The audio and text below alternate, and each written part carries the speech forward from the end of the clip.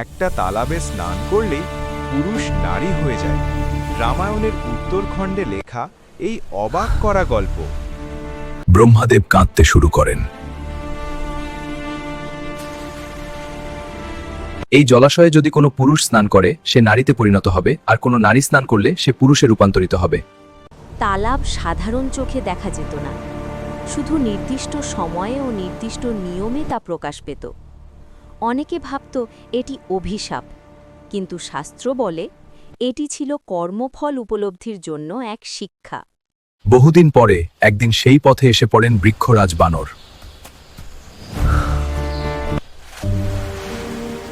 আর স্নান শেষ হতেই মুহূর্তের মধ্যে ঘটে যায় অলৌকিক ঘটনা। বৃক্ষরাজ বানর নারীতে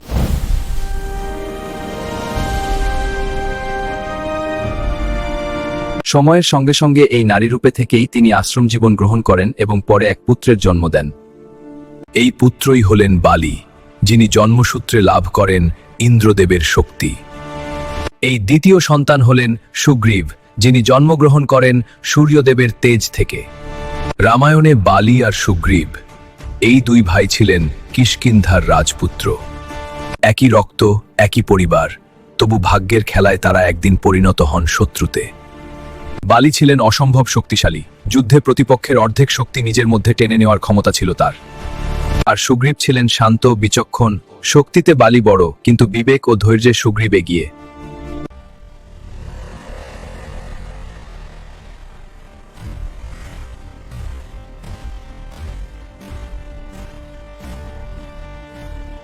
আমি যদি অনেকক্ষণ না ফিরি আর গুহা থেকে রক্ত বেরোতে দেখো, ধরে নিও আমি মারা গেছি এবং রাজ্য রক্ষা করবে।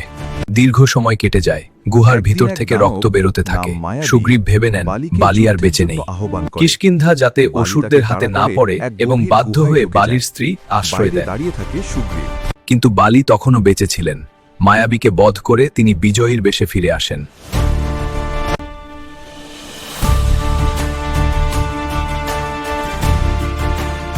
তার ভাই সুগ্রীব সিংহাসনে, তার স্ত্রী তারাও প্রাসাদে।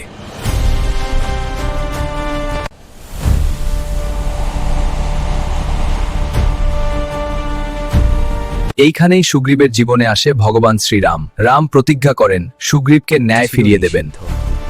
সেখানেই সুগ্রীবের সঙ্গে সাক্ষাৎ হয় শ্রীরাম ও লক্ষ্মণের।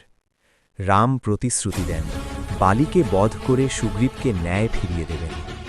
যুদ্ধে মুখোমুখি হয় দুই ভাই।